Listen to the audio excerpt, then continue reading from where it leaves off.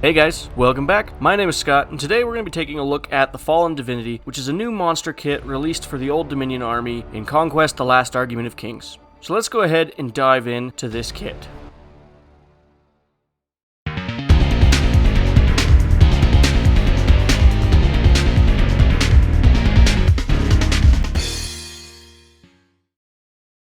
The Fallen Divinity is a new Artisan Series resin kit from Bellum Games. It includes 22 high-detail, finely cast resin pieces. It comes as part of the Old Dominion army for Conquest: The Last Argument of Kings, and is a must-have for any Old Dominion player.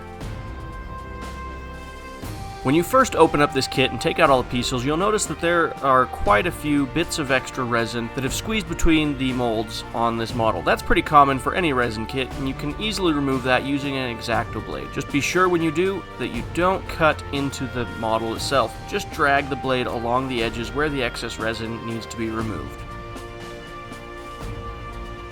The Fallen Divinity kit includes a lot of really fun details sculpted onto the model. It's designed in such a way that a less experienced painter is going to be able to pick this model up and use basic techniques like dry brushing and washing the model to really do a great paint job on this. But it has enough extra detail that the experienced painters are going to be able to have a heyday painting this model. I was really impressed as I looked through the details myself, especially the wings. The wings stuck out to me because the feathers are just really well sculpted, and I know that they're going to be really easy to paint using dry brushing techniques. There are a couple tips that I would give to anyone building the Fallen Divinity, and the first of those is to keep this model in sub-assemblies. I built mine almost all the way. I did keep it in two parts for the simplicity of painting, but I later came to regret not keeping it in more separate pieces because there were areas that were very difficult to access with a paintbrush. The second tip I would offer is to make sure you have some sort of gap filler handy while you're building this model. You may notice there's a few spots on my model where I've placed some green stuff. This was because the pieces didn't come together quite as flush as I would like them to, so make sure you have the proper tools to fill gaps on your model when you build it.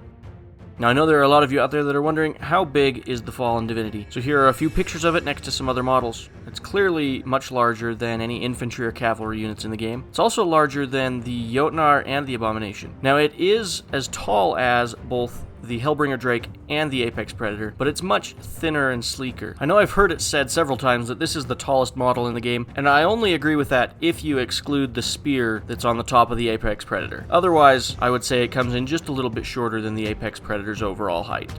Now that's about it for this review of the Fallen Divinity. I will say that it has been a blast to paint. I have finished painting it as of the time you guys are watching this video, so be watching for that video coming in a few days. I definitely recommend this model to anybody who's playing Old Dominion. I do think it is a very fun model option to have for your army. Thank you so much for watching today. I really hope you've enjoyed this video. If you have, go ahead and like it, and then comment down below and tell me if you're excited about the Fallen Divinity, and if you're going to be getting one for your army. As always, have an amazing day, and we'll catch you in the next one.